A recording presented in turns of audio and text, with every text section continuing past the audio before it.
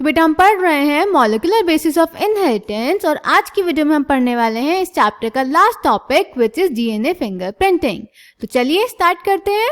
तो बेटा हमने पढ़ा कि ह्यूमंस में जितने भी बेस सीक्वेंसेस होते हैं उसमें से 99.9% सीक्वेंसेस सेम होते हैं, यानी डिफरेंट कितने हुए 0.1%।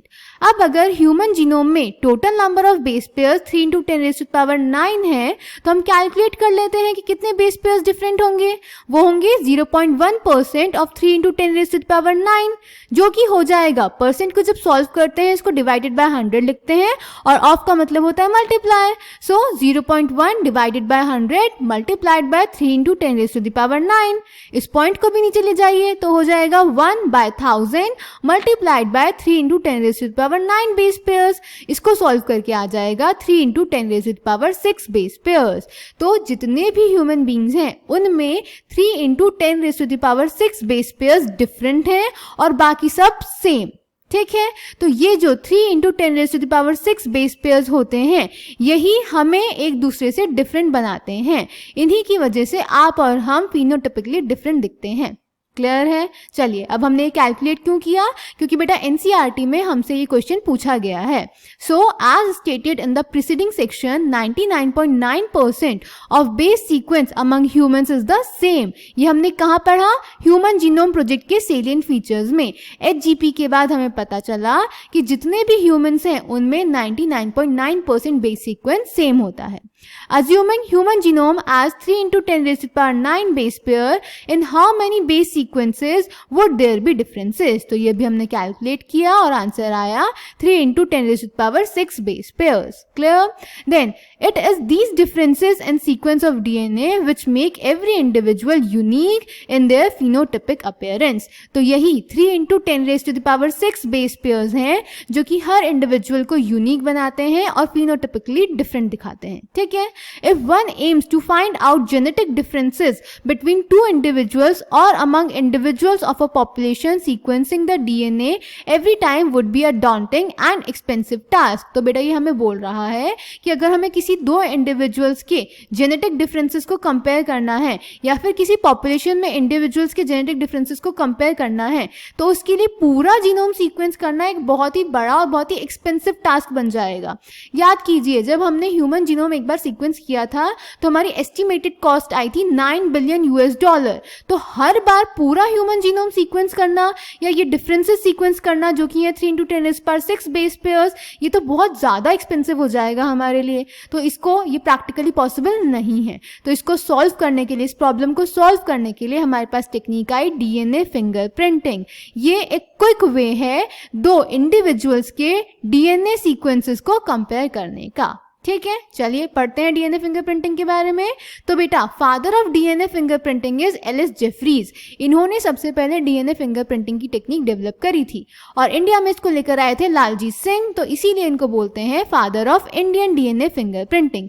याद रखेंगे, दोनों चीजें कंफ्यूज नहीं हो जाएंगे। Father of DNA fingerprinting is Alec Jeffreys and father of Indian DNA fingerprinting is Laljit Singh. ठीक है, अब डीएनए फिंगरप्रिंटिंग होता क्या है? So it is a very quick technique to compare the DNA sequences of any two individuals. किसी भी दो individual के डीएनए सीक्वेंसेस को कंपेयर करने की क्विक टेक्निक है डीएनए फिंगरप्रिंटिंग। इसमें हम करते क्या है बेटा? इसमें हम रेपिटेटिव सीक्वेंसेस में, रेपिटेटिव डीएनए में डिफरेंसेस को कंपेयर करते हैं दो इंडिविजुअल्स के। अब रेपिटेटिव डीएनए क्या होता है? ये भी हमने एचजीपी में पढ़ा था कि अगर डीएनए का कोई एक स्मॉल स्ट्रेच बार बार रिपीट हो रहा है तो उसको हम बोलते हैं repetitive DNA. For example ATGC। तो इसमें ATGC 4 बेस पेयर्स बार रिपीट हो रहे हैं तो इसको हम रेपिटेटिव डीएनए बोलते हैं। तो इसी में हम डिफरेंसेस को कंपेयर करते हैं। So it involves identifying differences in some specific regions in DNA sequence called as repetitive DNA. इसमें क्या होता है? Small stretch of DNA is repeated many times. Clear. अब इस रिपीटेटिव डीएनए को हमने बाकी के डीएनए से सेपरेट कैसे किया? तो सबसे पहले तो बेटा हमने सेल से डीएनए एक्सट्रैक्ट कर लिया, फिर उस डीएनए को, जो कि 2.2 मीटर लंबा डीएनए है, उसको रिस्ट्रिक्शन एंजाइम की हेल्प से छोटे छोटे फ्रेगमेंट्स में कट कर दिया। रिस्ट्रिक्शन एंजाइम्स क्या होती हैं बेटा? रिस्ट्रिक्शन एंडोन्यूक्लियस एंजाइम्स वो एंजाइम्स होती हैं जो डीएनए को छोटे छोटे फ्रेगमेंट्स में कट कर देती हैं। इनके बारे में हम बायोटेक्नोलॉजी वाले चैप्टर में पढ़ेंगे, ठीक है। तो हमने डीएनए एक्सट्रैक्ट किया, इसको आरई एंजाइम से, रिस्ट्रिक्शन एंडोन्यूक्लियस एंजाइम की हेल्प से छोटे छोटे फ्रेगमेंट्स में कट कर दिया, और फिर इन फ्रेगमेंट्स का हमने डेंसिटी ग्रेडियंट सेंट्रीफ्यूगेशन करवाया। डेंसिटी के बेसिस पे सेंट्रीफ्यूगेशन करवाया तो हमारे पास दो बैंड्स आ गए, एक नीचे सेटल हुआ और एक ऊपर रहा। तो जो नीचे सेटल हुआ ये था बेटा हमारा बल्क डीएनए, जिसकी डेंसिटी ज्यादा थी। डेंसिटी ज्यादा क्यों थी? क्योंकि ये जीसी रिच था, इसमें ग्वानिन और साइटोसिन ज्यादा प्रेजेंट थे, और इस बल्क डीएनए ने हमें मेजर पीक दिया। और जो ऊपर वाला था इसको बोला हमने रेपिटेटिव डीएनए। क्यों? क्योंकि इसमें डीएनए के स्मॉल स्ट्रेचेस रिपीट हो रहे थे बार बार, इसकी डेंसिटी कम थी तो इसीलिए ये ऊपर आया। ये एटी रिच था इसीलिए इसकी डेंसिटी कम थी, यानी इसमें एडेनिन और थायमिन ज्यादा प्रेजेंट थे और इसने स्मॉल पीक दिया। क्लियर। तो जब हमने डीएनए को एक्सट्रैक्ट करके उसको फ्रेगमेंट्स में कट करा के उन फ्रेगमेंट्स का डेंसिटी ग्रेडियंट सेंट्रीफ्यूगेशन करवाया तो हमें दो बैंड्स मिले, एक लाइट और एक हैवी का। जो लाइट था वो था रेपिटेटिव डीएनए, इसकी डेंसिटी कम थी, 80 रिच था और स्मॉल पीक दिया। और जो हैवी वाला था जो नीचे रहा वो था bulk DNA with greater density, it was GC rich and it gave us major peak. ठीक है। अब इस रिपीटेटिव डीएनए को ही हमने यूज किया फॉर डीएनए फिंगरप्रिंटिंग। क्यों? क्योंकि इसमें डीएनए के स्मॉल स्ट्रेचेस बार बार रिपीट हो रहे थे। क्लियर है मेरी बात? समझ गए? ओके। देन बेटा अब रिपीटेटिव डीएनए के बारे में जान लेते हैं कि ये होते क्या हैं। तो रिपीटेटिव डीएनए, जैसा कि नाम हमें बता रहा है, इसमें डीएनए का एक स्मॉल स्ट्रेच बार बार रिपीट होगा। अब ये रिपीटेशन दो टाइप का हो सकता है।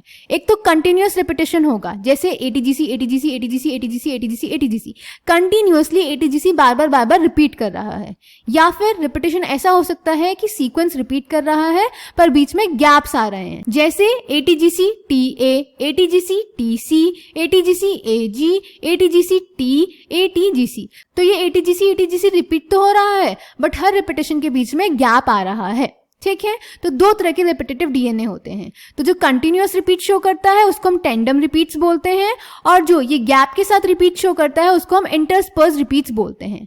हमारे काम का होता है बेटा टेंडम रिपीट्स। अब ये टेंडम रिपीट्स भी बेटा डिफरेंट टाइप के होते हैं। इसमें अगर 1 से लेके 60 बेस पेयर्स रिपीट कर रहे हैं, जैसे ऊपर जो हमने एग्जाम्पल लिया है, इसमें A T G C 4 base pairs बार बार रिपीट कर रहे हैं। तो अगर 1 से लेके 60 बेस पेयर्स बार बार रिपीट करते हैं तो उस टेंडम रिपीट को हम बोलते हैं सैटेलाइट डीएनए। सैटेलाइट डीएनए अगर आपको याद हो तो ये वो डीएनए होता है जो कि क्रोमोसोम में सेंट्रोमेयर और टीलोमेयर से एसोसिएटेड होता है। ओके। अब ये सैटेलाइट डीएनए फर्दर दो टाइप का होता है, mini satellite and micro satellite. Mini satellite में 11 से लेके 60 बेस पेयर्स तक रिपीट कर सकते हैं और माइक्रो सैटेलाइट में 1 से लेके 9 तक बेस पेयर्स रिपीट करते हैं। जब 11 से लेके 60 तक बेस पेयर्स रिपीट करते हैं तो उसको हम बोलते हैं variable number of tandem repeat, that is VNTR। और जब 1 से लेके 9 तक बेस पेयर्स रिपीट करते हैं तो उसको हम बोलते हैं short tandem repeat, that is STR। Clear. इसमें हमारे काम के होते हैं VNTR। डीएनए फिंगरप्रिंटिंग में हम VNTR variable number of tandem repeat को यूज करते हैं, जो कि जिसमें 11 से लेके 60 बेस पेयर्स तक बार बार रिपीट हो सकते हैं। अब ये नंबर ये कितनी बार रिपीट होंगे ये इंडिविजुअल टू इंडिविजुअल वेरी करता है, बट एक इंडिविजुअल में सेम रहेगा हर सेल में। ठीक है। चलिए आगे चलते हैं। अब बेटा ये जो रिपीटेटिव डीएनए सीक्वेंसेस होते हैं ये किसी भी प्रोटीन के लिए कोड नहीं करते। हमने HGP में भी पढ़ी थी ये बात। तो ये जो हमारे रिपीटेटिव डीएनए सीक्वेंसेस होते हैं ये किसी भी प्रोटीन के लिए कोड नहीं करते, पर फिर भी ह्यूमन जीनोम का लार्ज पोर्शन बनाते हैं। और हमने देखा था ये क्रोमोसोम के स्ट्रक्चर, डायनामिक्स और इवोल्यूशन में पार्टिसिपेट करते हैं, इंपॉर्टेंट रोल प्ले करते हैं। ठीक है। ये जो रिपीटेटिव डीएनए सीक्वेंसेस होते हैं ये high degree of polymorphism show करते हैं। पॉलीमॉर्फिज्म का मीनिंग आपको एज अ बायोलॉजी स्टूडेंट पता होना चाहिए, मतलब कि वेरिएशंस। पॉलीमॉर्फिज्म का बेसिक मीनिंग होता है वेरिएशन, डिफरेंट फॉर्म्स। तो ये जो हमारे रिपीटेटिव डीएनए सीक्वेंसेस होते हैं ये काफी ज्यादा वेरिएशन शो करते हैं ऑर्गेनिज्म, इंडिविजुअल टू इंडिविजुअल। समझ गए? पर ये जो रिपीटेटिव डीएनए सीक्वेंसेस होंगे ये एक इंडिविजुअल के हर सेल में, हर टिश्यू में, हर ऑर्गन में सेम होंगे, ये सिर्फ एक इंडिविजुअल से दूसरे इंडिविजुअल में डिफर करेंगे। समझ गए? चलिए एनसीईआरटी से पढ़ लेते हैं बेटा इसको थोड़ा। DNA fingerprinting involves identifying differences in some specific regions in DNA sequence called as repetitive DNA because in these sequences a small stretch of DNA is repeated many times. These repetitive DNA are separated from bulk genomic DNA as different peaks during density gradient centrifugation. The bulk DNA forms a major peak and the other small peaks are referred to as satellite DNA. यही अभी हमने पीछे discuss किया।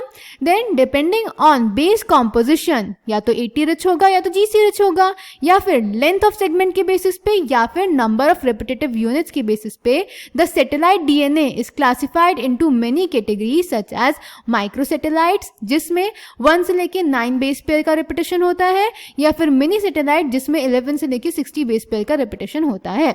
These sequences normally do not code for any proteins but they form a large portion of human genome. ये हमने HGP में भी पढ़ा था। These sequences show high degree of polymorphism and form the basis of DNA fingerprinting. ये भी हम आगे पढ़ेंगे जब मैं आपको polymorphism के बारे में डिटेल में बताऊंगी।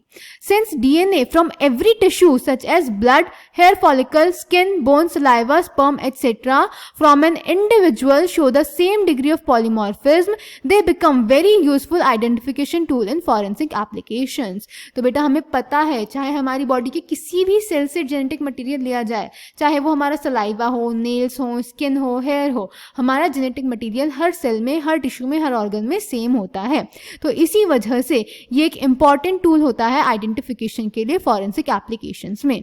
Further as the polymorphisms are inheritable from parents to children, DNA fingerprinting is the basis of paternity testing in case of disputes. ये अभी हम आगे पढ़ने वाले हैं।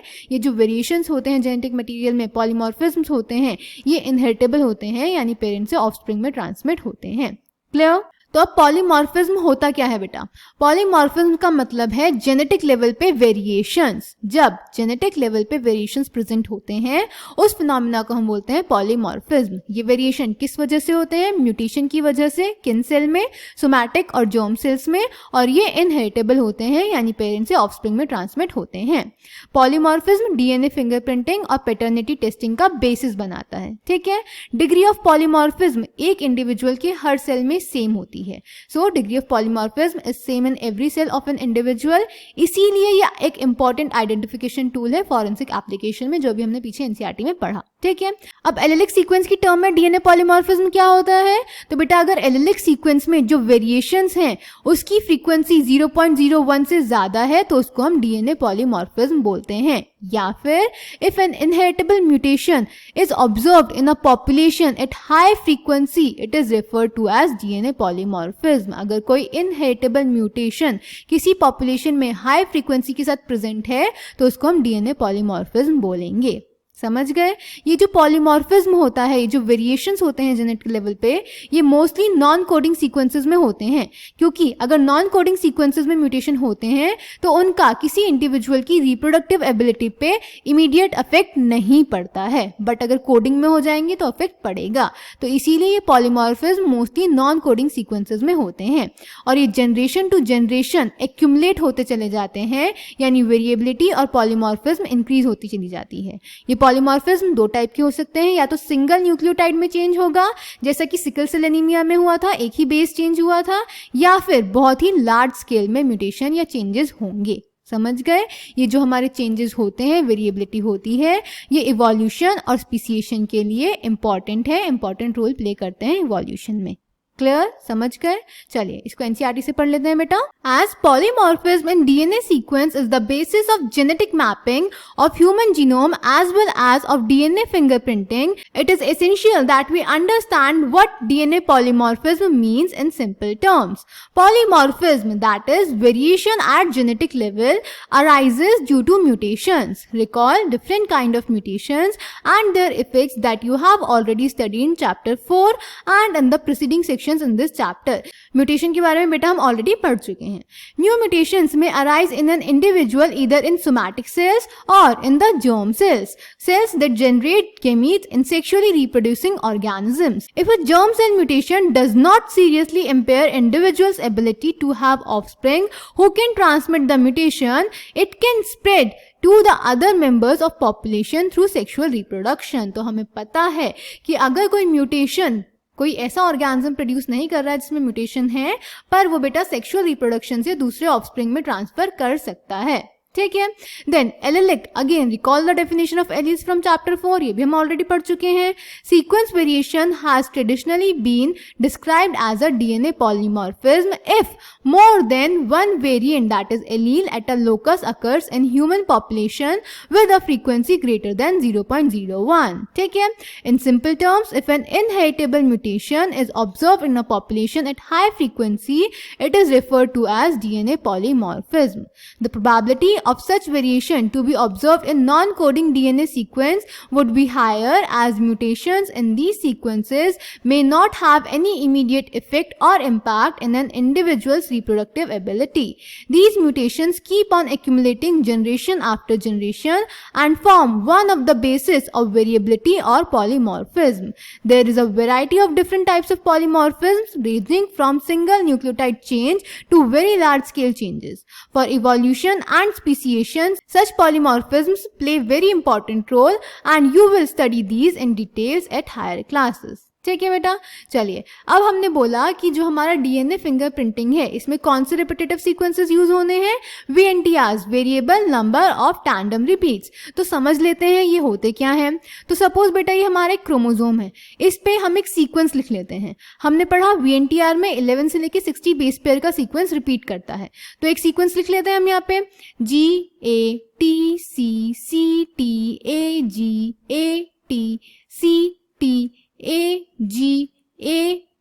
काउंट करो जरा कितने हो गए. 1 2 3 4 5 6 7 8 9 10 11 12 13 14 15 16. तो 16 11 से 60 के बीच में आ गए. अब इसको कर लेते हैं हम कॉपी और इसको कर देते हैं पेस्ट. यहाँ पर भी सपोज यही वाला सीक्वेंस प्रेजेंट है, फिर एक और जगह पेस्ट कर देते हैं, यहाँ पे भी यही सीक्वेंस प्रेजेंट है, एक और जगह पेस्ट कर देते हैं, यहाँ पे भी यही सीक्वेंस प्रेजेंट है, एक और जगह पेस्ट कर देते हैं, यहाँ पे भी यही सीक्वेंस प्रेजेंट है, और एक और जगह पेस्ट कर देते हैं, यहाँ पर भी यही सीक्वेंस प्रेजेंट है.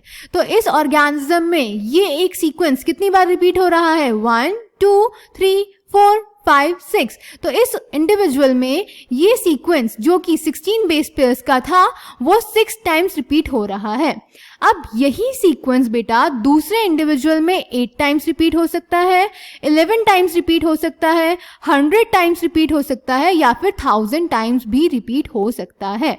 ये वेरिएबल रहेगा number of repeats individual to individual. But एक इंडिविजुअल में हर सेल में, उसकी बॉडी में जितने भी सेल होंगे, ये सीक्वेंस इस एक पर्टिकुलर क्रोमोसोम में इतनी ही बार रिपीट करेगा. समझ गए. इसको हम बोलते हैं VNTR, that is variable number of tandem repeats. A small DNA sequence 11 to 60 base pair is arranged tandemly. Tandemly मतलब continuously in many copy numbers. Copy number varies chromosome to chromosome. एक individual की different chromosome में different times present हो सकता है, but her cell के उस chromosome में उतनी बार ही प्रेजेंट होगा. Number of repeats show high degree of polymorphism, और individual to individual number of VNTRs repeat करेगा. सीक्वेंस सेम रहेगा, बस नंबर वेरी करेगा. ठीक है. इन VNTRs का साइज होता है बेटा 0.1 to 20 kb. ओके. चलिए, अब डीएनए फिंगरप्रिंटिंग के स्टेप्स देख लेते हैं बेटा कि डीएनए फिंगरप्रिंटिंग हम करते कैसे हैं. तो सबसे पहले हम किसी भी सेल से डीएनए आइसोलेट करते हैं, डीएनए सेल से निकालेंगे, उसको रिस्ट्रिक्शन एंडोन्यूक्लियस एंजाइम की हेल्प से छोटे छोटे फ्रेगमेंट्स में कट कर देंगे, फिर इसको इलेक्ट्रोफोरेसिस की हेल्प से सेपरेट कर लेंगे. इलेक्ट्रोफोरेसिस में हम इलेक्ट्रिक चार्ज की प्रेजेंस में डीएनए फ्रेगमेंट्स को सेपरेट करते हैं on the basis of their size. जितना छोटा डीएनए फ्रेगमेंट होगा वो उतनी दूर जाएगा. कहाँ से कहाँ जाएगा, नेगेटिव टर्मिनल से पॉजिटिव टर्मिनल की की तरफ, क्योंकि डीएनए नेगेटिवली चार्ज होता है। इलेक्ट्रोफोरेसिस के बारे में हम बायोटेक्नोलॉजी में डिटेल में पढ़ते हैं, ठीक है। फिर जब ये डीएनए फ्रेगमेंट सेपरेट हो जाएंगे तो डीएनए को डीनेचर करेंगे ताकि डीएनए डबल स्ट्रैंडेड से सिंगल स्ट्रैंडेड बन जाए।